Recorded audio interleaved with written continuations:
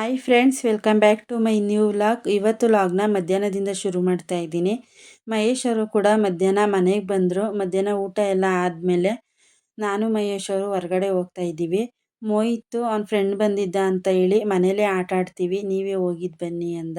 ಸರಿ ಅಂತ ಹೇಳಿ ಅವ್ರನ್ನ ಮನೇಲೇ ಇರಿಸಿ ನಾನು ಮಹೇಶ್ ಅವರು ಮನೆ ಹತ್ರನೇ ಇರೋ ಮೋರ್ ಮೆಗಾ ಸ್ಟೋರ್ಗೆ ಬಂದ್ವಿ. ಮನೇಲಿ ಕೆಲವೊಂದು ಸಾಸ್ ಐಟಮ್ ಎಲ್ಲ ಖಾಲಿಯಾಗಿತ್ತು. ತಿಂಡಿಗೆಲ್ಲ ಜಾಸ್ತಿ ಯೂಸ್ ಮಾಡ್ತಿರ್ತೀವಿ, ಜೊತೆಗೆ ಸ್ನ್ಯಾಕ್ಸ್ಗೂ ಕೂಡ ಮಕ್ಕಳು ಯೂಸ್ ಮಾಡ್ತಿರ್ತಾರೆ. ಹಾಗಾಗಿ ಖಾಲಿಯಾಗಿರೋದನ್ನೆಲ್ಲ ನೋಡಿ ತಗೊಂಡೆ. ಮನೆ ಹತ್ರ ಇರೋ ಲೋಕಲ್ ಶಾಪಲ್ಲಿ ಅದೆಲ್ಲ ಸಿಗೋದಿಲ್ಲ. ಹಾಗಾಗಿ ಮನೆ ಹತ್ರನೇ ಇರೋ ಮಾಲ್ಗೆ ಬಂದು ನಾನು ಮಹೇಶ್ ಅವರು ಏನು ಬೇಕು ಅಂತ ಹೇಳಿ ನೋಡಿ ತಗೊಂಡು ಮಾಲಿಂದ ಮನೆಗೆ ಹೊರಟ್ವಿ.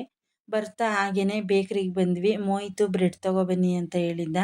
ಅವನಿಗೆ ಬ್ರೆಡ್ನ ತಗೊಂಡು ಜೊತೆಗೆ ಕುಲ್ಫಿನ ತಗೊಂಡು ನಾವು ಕೂಡ ಅಲ್ಲಿಂದ ಮನೆಗೆ ಹೊರಟ್ವಿ. ಮಾಲಲ್ಲಿ ಚೀಸ್ನ ತಗೊಂಡೆ, ಜೊತೆಗೆ ಗ್ರೀನ್ ಚಿಲ್ಲಿ ಸಾಸ್ ಕೂಡ ಖಾಲಿಯಾಗಿತ್ತು. ಟೊಮೊಟೊ ಕೆಚಪ್ ಕೂಡ ಖಾಲಿಯಾಗಿತ್ತು. ಸ್ನ್ಯಾಕ್ಸ್ಗಂತೂ ತುಂಬಾ ಯೂಸ್ ಮಾಡ್ತಾರೆ ಮಕ್ಕಳು. ಜೊತೆಗೆ ಡೇಟ್ಸ್ ಎಲ್ಲ ಆಫರ್ನ ಹಾಕಿದ್ರು ಹಬ್ಬಕ್ಕೆ, ಅದನ್ನು ಕೂಡ ನೋಡಿ ತಗೊಂಡೆ. ಮೋಹಿತು ಬರ್ತಾ ಕುಲ್ಫಿನ ತಗೊಬನ್ನಿ ಅಮ್ಮ ಅಂತ ಹೇಳಿದ್ದ. ಅವನಿಗೆ ಮತ್ತು ಅವನ ಫ್ರೆಂಡ್ ಇಬ್ರಿಗೂ ತಂದುಕೊಟ್ಟೆ. ಇಬ್ಬರೂ ತಿಂದು ಆಟ ಆಡ್ತಾ ಕೂತಿದ್ರು. ಬೆಳಗ್ಗೆಯಿಂದ ತುಂಬಾ ಬಿಸಿಲಿತ್ತು, ಆದರೆ ಸಂಜೆ ಇದ್ದಕ್ಕಿದ್ದಾಗೇ ಮಳೆ ಮೋಡ ಆಗಿ ಸಣ್ಣದಾಗಿ ಹನಿ ಕೂಡ ಸ್ಟಾರ್ಟ್ ಆಯಿತು. ಸಂಜೆ ಕಾಫಿ ಮಾಡೋಣ ಅಂತ ಹೇಳಿ ಒಂದು ಕಡೆ ಹಾಲನ್ನ ಕಾಯೋದಕ್ಕಿಟ್ಟು ಕಾಫಿನ ಮಾಡ್ಕೋತಾ ಇದ್ದೀನಿ. ನಮ್ಮನೇಲಿ ಕಾಫಿನ ಬೆಳಗ್ಗೆ ಸಂಜೆ 2 ಟೈಮೂ ಕುಡಿತೀವಿ. ಕಾಫಿ ಅಂದರೆ ನಮ್ಮನೇಲಿ ಎಲ್ರಿಗೂ ಇಷ್ಟ. ಮಕ್ಕಳು ಕೂಡ ಒಂದೊಂದು ಟೈಮು ಕಾಫಿನ ಮಾಡಿಸ್ಕೊಂಡು ಕುಡಿತಾರೆ.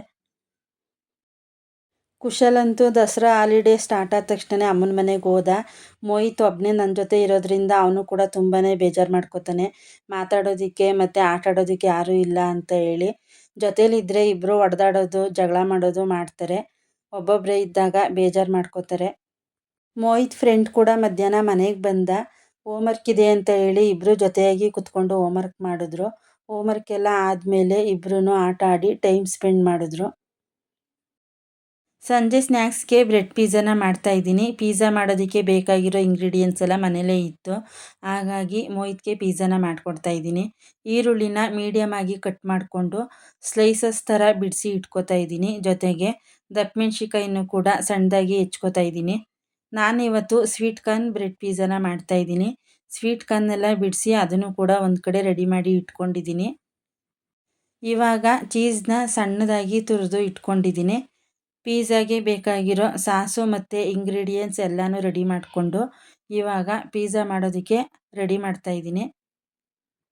ಪಿಜ್ಜಾನ ಮಾಡೋದಕ್ಕೆ ನಾನಿಲ್ಲಿ 4 ಬ್ರೆಡ್ ಪೀಸ್ನ ತಗೊಂಡಿದ್ದೀನಿ.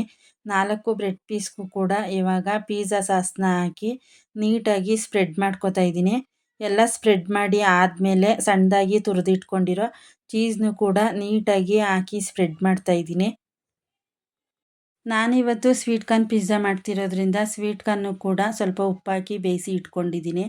ಇವಾಗ ಈರುಳ್ಳಿ ಎಲ್ಲನೂ ಹಾಕಿ ಜೊತೆಗೆ ದಪ್ಪಮೆಣ್ಸಿಕಾಯಿನೂ ಕೂಡ ಹಾಕ್ತಾಯಿದ್ದೀನಿ. ಕಡಿಮೆ ಕ್ವಾಂಟಿಟಿಲೂ ಬೇಕಾದರೂ ಹಾಕ್ಬೋದು, ಇಲ್ಲ ಜಾಸ್ತಿ ಬೇಕು ಅಂದರೆ ಜಾಸ್ತಿ ಕ್ವಾಂಟಿಟಿಲೂ ಹಾಕ್ಕೋಬೋದು.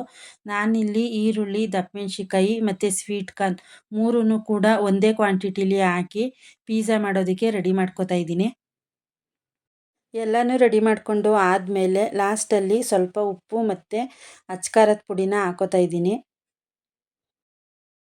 ಎಲ್ಲನೂ ರೆಡಿ ಮಾಡಿಕೊಂಡು ಆದಮೇಲೆ ಪಿಜ್ಜಾನ ಸ್ಟೀಮ್ ಮಾಡ್ಕೊಳ್ಳೋದಕ್ಕೆ ಗ್ಯಾಸ್ ಮೇಲೆ ಒಂದು ಬಾಣಲಿನ ಇಟ್ಟು ಬಾಣಲಿ ಒಳಗಡೆ ಒಂದು ಸಣ್ಣ ಬೌಲ್ನ ಇಡ್ತಾಯಿದ್ದೀನಿ. ಬೌಲ್ನ ಇಟ್ಟಮೇಲೆ ಅದ್ರ ಮೇಲೆ ಪಿಜ್ಜಾ ತಟ್ಟೆನ ಇಡ್ತಾಯಿದ್ದೀನಿ.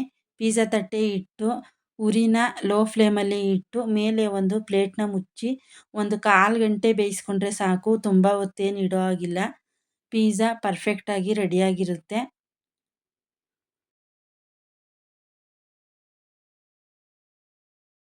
ನಮ್ಮನೇಲಿ ಬ್ರೆಡ್ ಪಿಜ್ಜಾನ ಫಸ್ಟ್ ಟೈಮ್ ನಾನು ಟ್ರೈ ಮಾಡಿದ್ದು.